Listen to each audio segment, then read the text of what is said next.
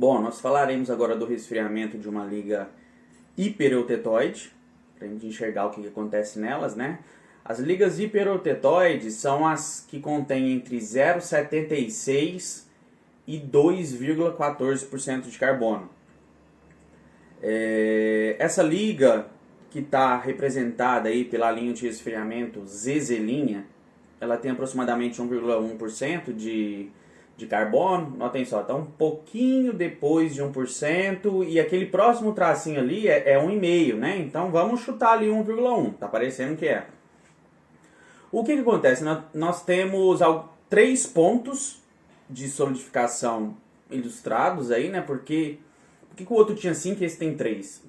Na realidade, as regiões entre fases foram pegas de forma idêntica. Só que como esse esfriamento é muito análogo com uma liga hipoeutetoide, então acaba que não precisou de tantos pontos para poder fazer essa explicação. O que acontece? Nós temos o primeiro ponto G, que está ali a 920 graus Celsius, mais ou menos. No ponto G, gente, nós estamos dentro da região da austenita. Então nós temos apenas austenita. Lembrando que a austenita é sólido, tá, gente? A gente está falando de material sólido. E essa austenita contém alguns grãos, alguns cristais que a gente falou lá da nucleação, da formação de grãos e tal. Então eu tenho os grãos aí de austenita, né?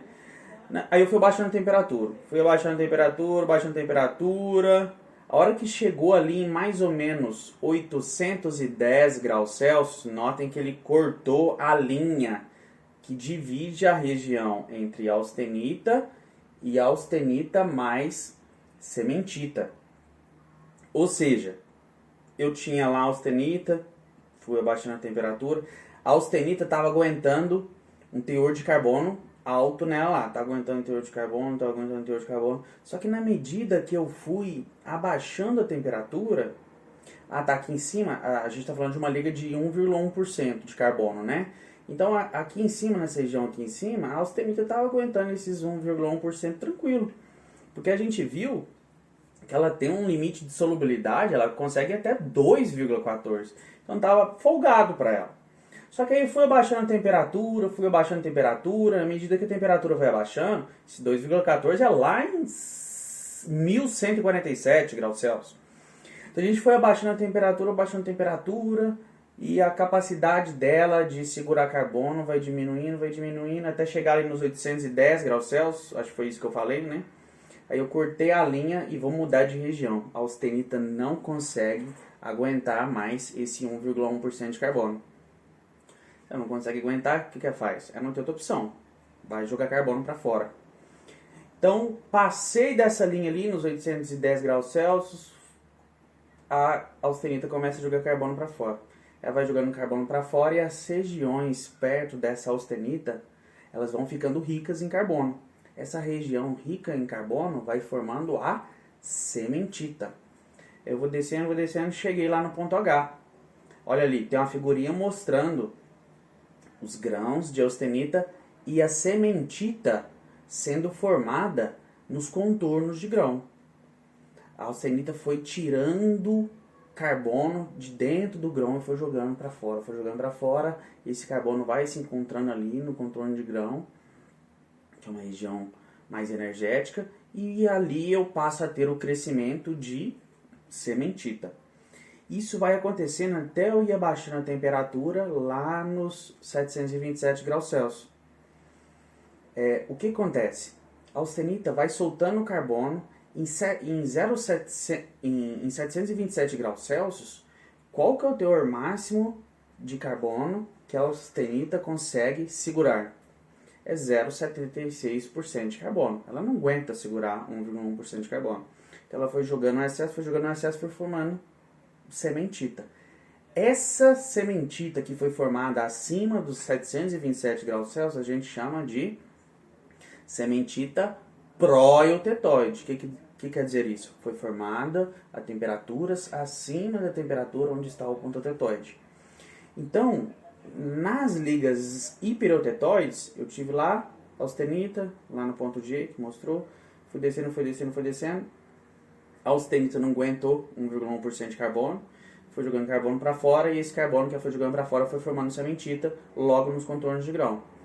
Aí eu fui descendo a temperatura até chegar em 727 graus Celsius, que é onde ela aguenta o máximo de 0,76% de carbono.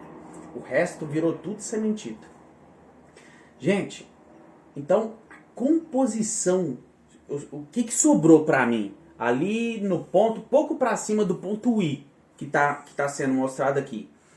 Pouco para cima do ponto I, o que eu tinha? Eu tinha a austenita com composição eutetoide e tive sementita. A sementita pegou todo o excesso de carbono dessa austenita. Gente, a austenita com composição eutetoide, a hora que chega em 727 graus Celsius, o que ela faz? Ela se transforma em perlita. Então, abaixei ali, cheguei no ponto I, o que eu passo a ter? A austenita, que virou perlita, na verdade é perlita, e a sementita, que foi formada antes da temperatura eutetoide, onde se encontra o ponto eutetoide. Então, o que eu tenho? Sementita, pró-eutetoide e perlita. Só que nós já sabemos que a perlita é composta por ferrita mais sementita eutetoide. Então, a gente tem, na temperatura ambiente, ferrita eutetoide, perlita, ferrita eutetoide, sementita eutetoide e a sementita pró-eutetoide. Tá certo? Agora no início, gente, a gente está falando muito termo e os nomes são confusos, não são termos que a gente utiliza no dia a dia, então pode causar um pouquinho de confusão. Mas à medida que a gente vai falando, vai se habituando com a nomenclatura, isso tudo vai ficando mais simples. Beleza? Gente, só mais uma analogia. Notem que o resfriamento ele é extremamente análogo ao hipoeutetoide. Qual que foi a diferença? Que o hipoeutetoide eu tive formação de ferrita pró-eutetoide. No hipereutetoide eu tenho a formação de sementita pró-eutetoide. E no eutetoide? Eu tive formação do eutetoide, que é a perlita apenas. Pergunta para vocês. Nós já falamos que a ferrita é mais macia, a sementita tem uma dureza mais alta, é mais resistente, e nós temos a perlita, que é a combinação das duas propriedades. Eu tenho aqui o aço hipoeutetoide, o eutetoide e o aço hipereutetoide.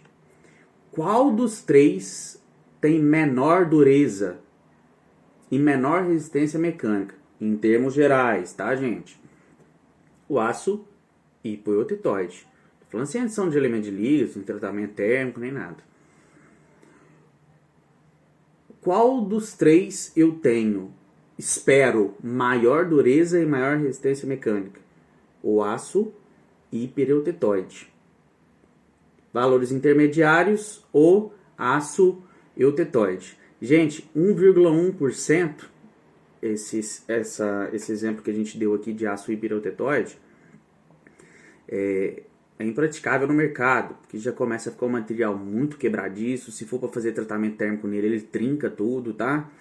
Então, ele não é tão comercializável assim, não.